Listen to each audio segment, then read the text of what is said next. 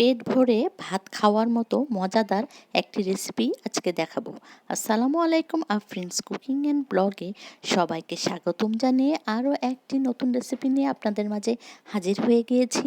আর আজকে আমি আমার নিজেরই গাছে লাগানো পুঁইশাক দিয়ে একটা রেসিপি তৈরি করে দেখাবো। আর এই পুঁইশাক কিন্তু একদম টাটকা, আর টাটকা পুঁইশাক কিন্তু খেতে খুব ভালো লাগে। কোনো রকম সার দেওয়া থাকে না বলেই এটা রান্না করলেই মুখে দেওয়া মাত্রই গলে যায়।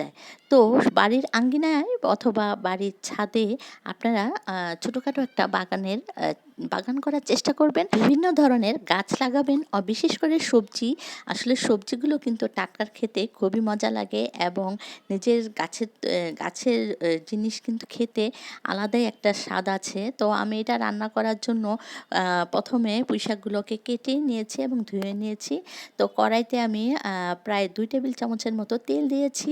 তারপর একটি রসুন কুচি আর 2টি পেঁয়াজ কুচি দিয়ে একটু লাল করে ভেজে নিয়েছিলাম। এরপর মশলাগুলো দিয়ে দিয়েছি।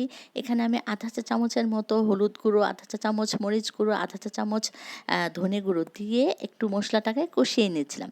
আর পুঁইশাকের ডাঁটাগুলোকে আমি সঙ্গে সঙ্গে এখানে এই মশলার সাথে একটু কষিয়ে নিচ্ছি। এই জন্যই যে পুঁইশাকের ডাঁটা কিন্তু সবসময় একটু শাকের চাইতে একটু শক্তই থাকে, তাই আমি এগুলোকে আগে কষিয়ে নিচ্ছি।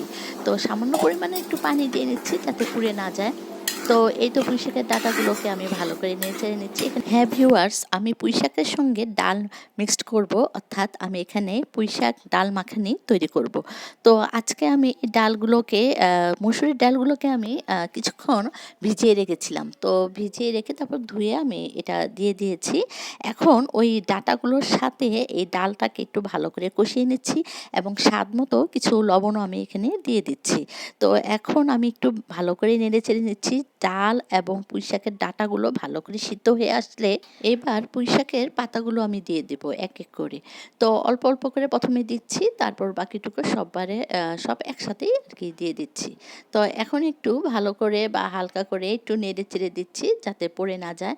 তো আসলে এইভাবে কিন্তু রান্না করলে পুঁইশাক খেতে কিন্তু দারুণ টেস্টি লাগে।